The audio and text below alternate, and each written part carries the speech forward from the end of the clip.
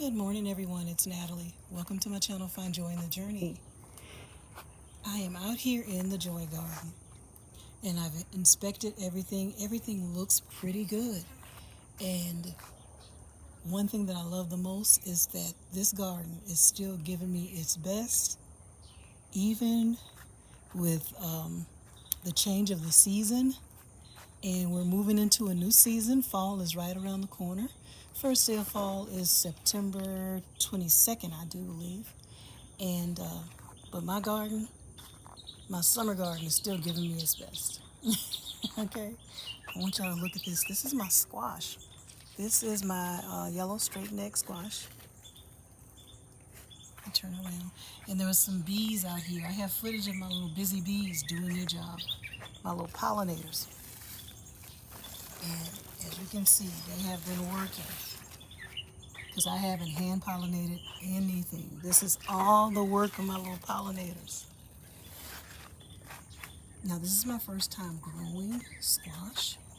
That's the largest one right there. This is my first time growing squash, so I had to look up when is the best time to harvest yellow straight neck squash. I try to be specific because it's like, I could say squash and it may be a different variety that has different rules for that variety, but I specifically looked up yellow straight neck squash. You harvest yellow straight neck squash when it is about 5 to 7 inches in length, right? And it's pale yellow, but it also has to be sort of tender to the touch. So we'll see. We'll see. I'm going to look into that a little further. Okay. But right next to that squash are my collards. Y'all, these are my Georgia collards. And look how nice they are. Look at this. We're first week of September, and I have beautiful Georgia collards. I'm so happy. I babied these collards. I planted them out so early, maybe too early. And I basically planted them out and I covered them with shade cloth. And that's how they were able to survive. So my Georgia collards are looking good. Now, next to it, I'm just trying to do a quick little overview because I have some things I want to do today before it gets too warm. Right now it's in the 70s, so it's pretty decent. But the sun, I feel the sun rising over here. It's shining on me. So in this area right next to the Georgia collards, I tried to sow seeds. I dropped seeds for carrots and peas. They did not come up, not even a little bit. Not one little sprout, not one seed germinated. So that's why you see the soil looks so nice and fluffy and fresh, because I came out here this morning and I just kind of pulled up the little weeds that had started growing and kind of loosened up the soil because I'm going to add some compost. I've been using this cow manure compost by Timberline. I've used this before in the past, especially when I first started growing, when I first started gardening. This is the brand that I use, so it does work well. I do have my own compost, but it is not ready yet. I used a lot of it when I top dressed my plants. So now the compost that's in my little container over there, it has not broken down completely yet. It hasn't decomposed completely. So I have to, I've been using mushroom compost too. I really like that. I love the mushroom compost. But I wanted to go just a little cheaper to save a little money. And so I did go back to this brand of cow manure compost because it is much cheaper. Okay, so what I'm going to do is this end of the bed where I tried to sow those peas and carrots and it didn't turn out, I'm going to go ahead and add some compost, maybe a little bit of slow release fertilizer, bone meal, blood meal, and all that jazz. And then I'm going to plant something else in this spot. I'm not going to wait any longer, because if you drop seeds for carrots and you've waited literally for a month and you see nothing, not even just a little bit of green sprouting out of there, those seeds aren't viable and nothing. It's not going to happen. Okay, so Oh, and also the peas. The peas did not germinate and sprout either. So I'm gonna go ahead and put something else there. I'm thinking lettuce and celery. I don't want to crowd things in this area, but look, the celery is because the celery is a good deterrent for pests, and it's right here next to the collards, right? So that'll be good to put like just a row of celery there. And then on this end, I'll have my lettuce. The lettuce that I'm going to place there is, let me think, because this is butter crunch lettuce. And I have this butter crunch lettuce here in this raised bed. And there's another variety, and I can't think of it right now. Hold up, let's see. Okay, you guys, I went and got the tag. I actually went and got the lettuce. So this is what's going in this spot. I've grown this before. Paris Island Cause. Okay?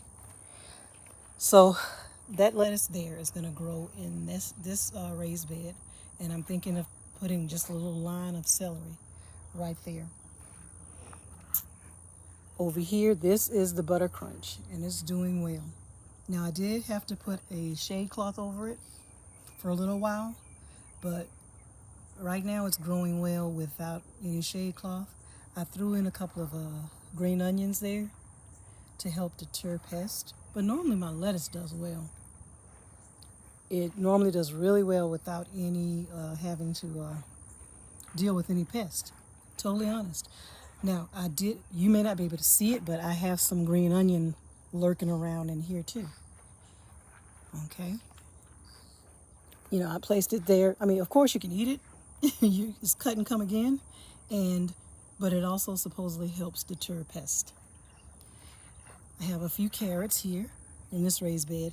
And then my corn over here is still trying to do its thing. We're going to see what happens with that.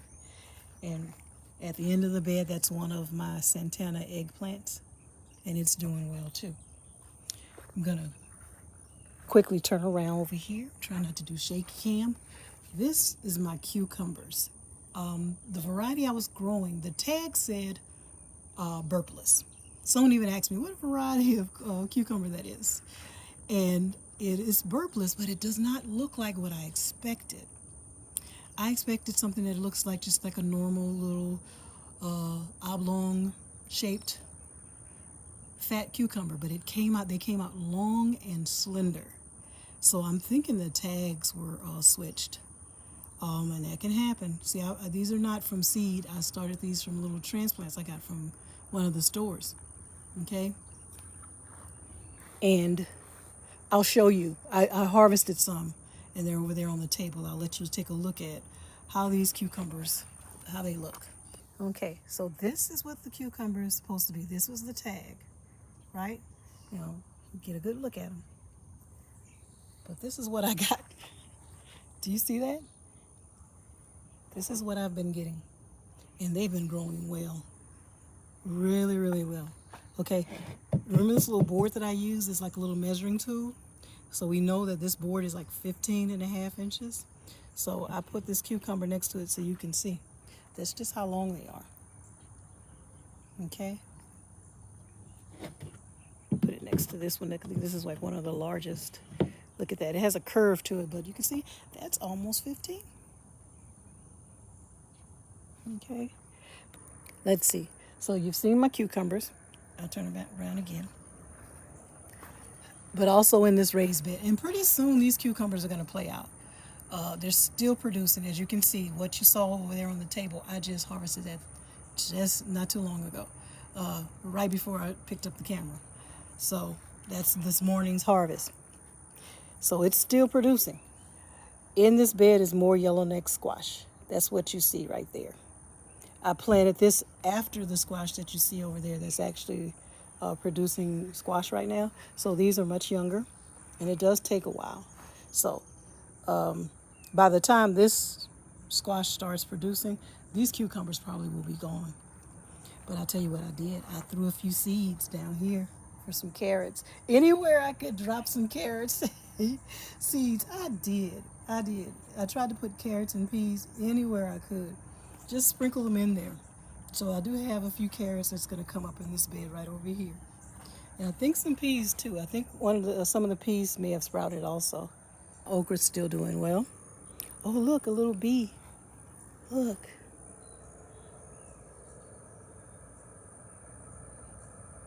Okay.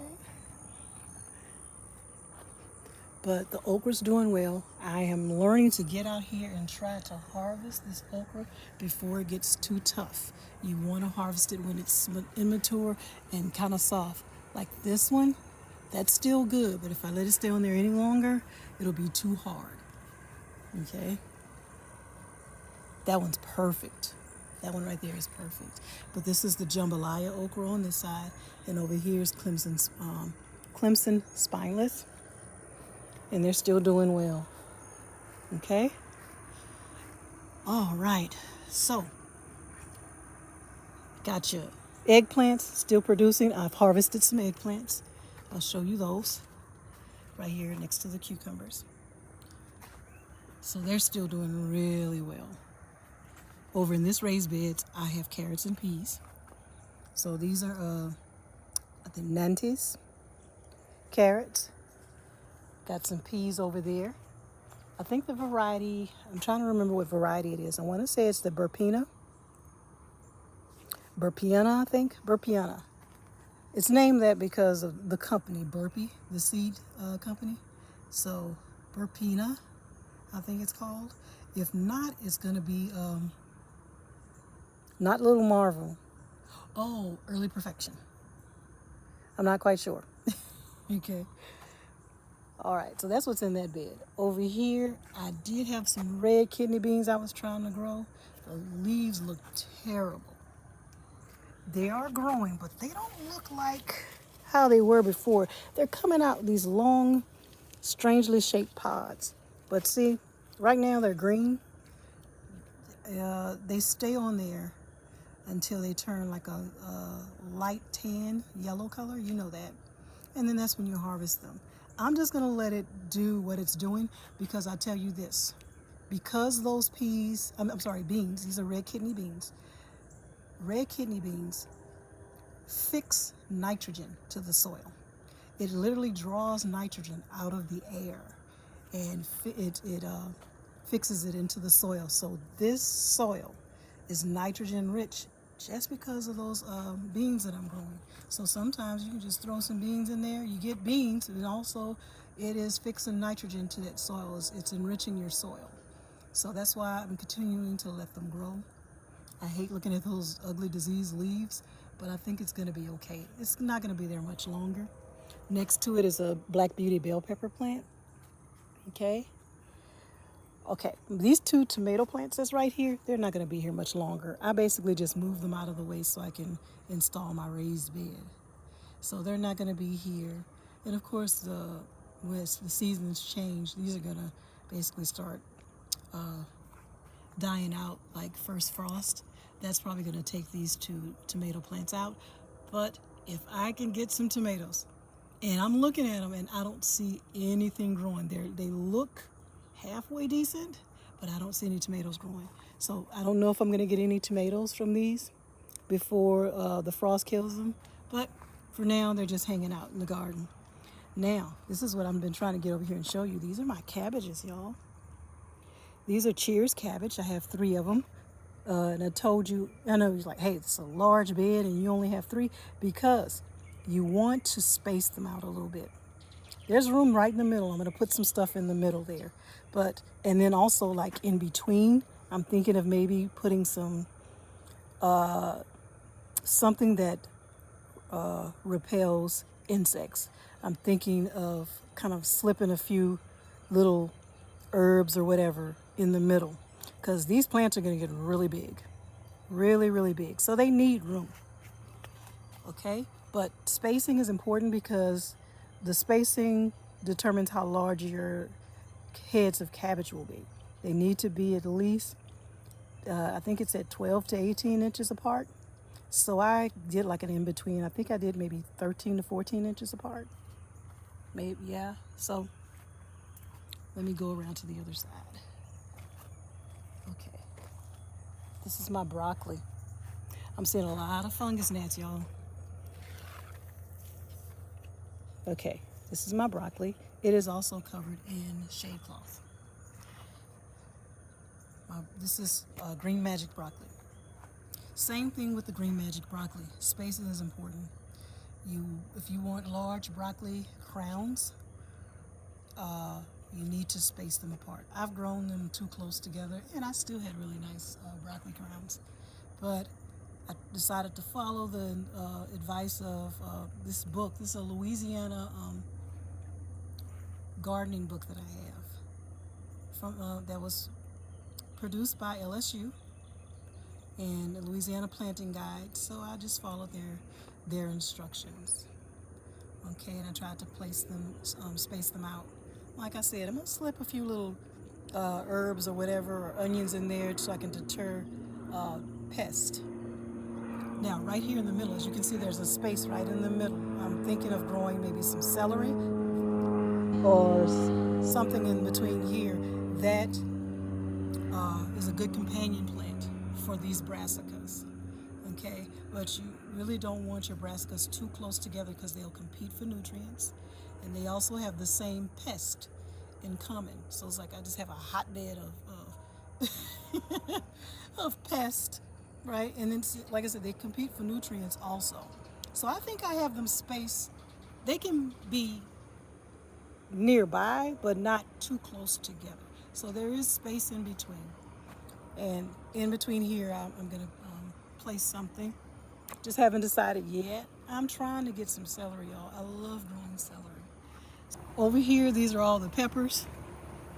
Still growing well. I also have some determinate tomatoes over here. And I think I have one large, yeah, that's my one large cherry tomato. And these are determinates. Celebrity, I think no. Tasty Lee, 4th of July.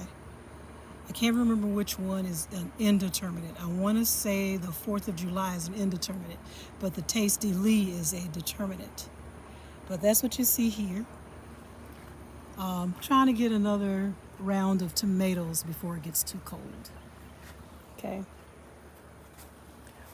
I'm trying to go quickly, you guys, so I hope you're able to follow what I'm doing here.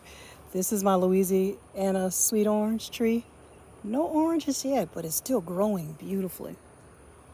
Next to it is my improved Meyer lemon, and I actually do have lemons. I have lemons growing.